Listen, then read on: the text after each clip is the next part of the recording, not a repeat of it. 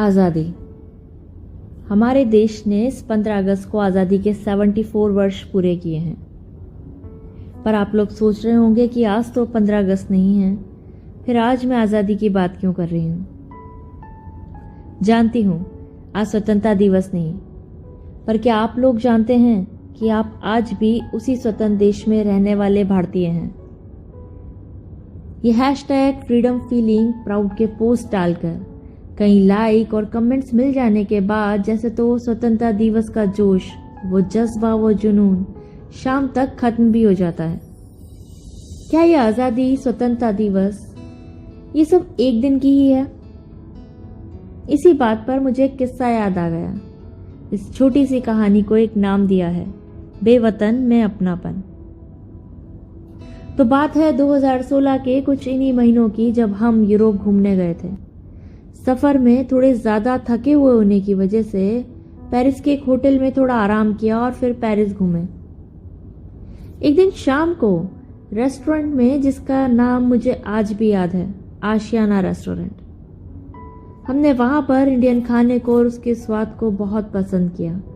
वहां का पूरा स्टाफ इंडियन था, पर वहां आए सभी लोग इंडियन नहीं थे, फिर भी वो इंडियन फूड को बहुत एंजॉय कर रहे थे।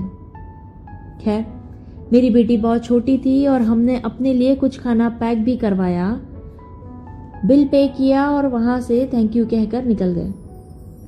होटल रूम में तकरीबन 11 बजे एक कॉल आया।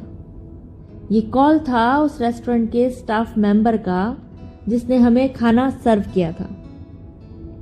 उसने बताया कि जो खाना हमने पैक करवाया था वो हम वहीं भूल गए, और साथ ही कुछ जरूरी सामान भी, जो अपनी बेटी को संभालते समय वहां शायद चेयर पर छूट गए थे। क्योंकि वहां के फीडबैक फॉर्म में हमारा फोन नंबर था, जिसकी वजह से वो स्टाफ मेंबर हमें कॉल कर पाया। क्योंकि ये कॉल रात की 11 बजे था, रेस्टोरेंट भी क्लोजिंग टाइम पर था और ये रेस्टोरेंट हमारे होटल से काफी दूर था।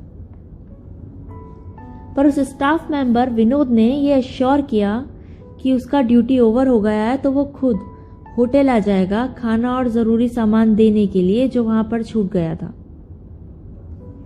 तकरीबन 1 घंटे बाद होटल सिक्योरिटी से फोन आया, ma'am, are you expecting some visitor named Vinod?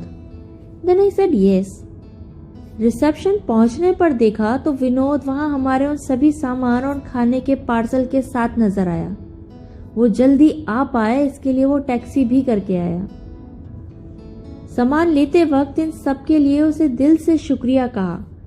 ये भी कहा कि उसने इतनी मेहनत की यहाँ तक आने के लिए, ऐसा आजकल कौन करता है। जवाब में विनोद ने यही कहा, मैम, वी आर इंडियंस। एक इंडियन की हेल्प नहीं करेगा तो कौन करेगा। इस बेवतन में अपने वतन के लोगों को देखकर इंडिया की याद आ जाती है। यहां पर मैं थोड़ा रुकी, कुछ सोचा, फिर विनोद को एक बार फिर से शुक्रिया कर अपने रूम की तरफ लौट गई। यह सोचने पर मजबूर हुई कि अगर यही आज इंडिया में हुआ होता तो क्या कोई मेहनत से मेरा सामान मुझ तक पहुंचाने की कोशिश करता। इतनी देर को क्या मैं भरोसा कर पाती कि क्या पता है इस खाने में क्या हो, वो क्यों आ रहा है और वो इतना परेशान क्यों हो रहा है सामान लौटाने में। क्या हम भरोसा कर पाते?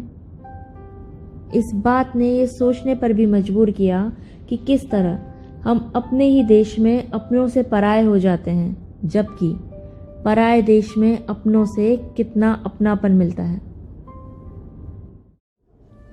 विनोद का अपने देश से प्यार, जो दूसरे देश में रहते हुए भी बना हुआ है, और ये फीलिंग एक दिन की नहीं है। उस दिन 15 अगस्त भी नहीं था, जैसे आज भी नहीं है, पर उसकी भावनाओं में अपने देश और अपने देश से आने वाले लोगों के लिए प्यार व सम्मान बना हुआ है।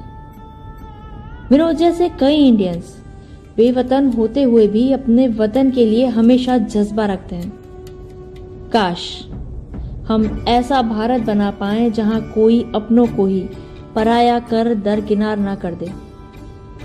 ये उस बेवतन में अपनेपन का अनोखा अनुभव जो उस दिन अनजाने में महसूस हुआ था।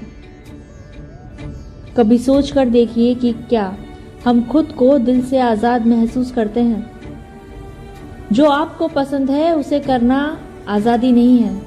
जो भी करने की ज़रूरत है, अगर आप उसे खुशी खुशी करने के काबिल हैं तो यही सही मायनों में आज़ादी है।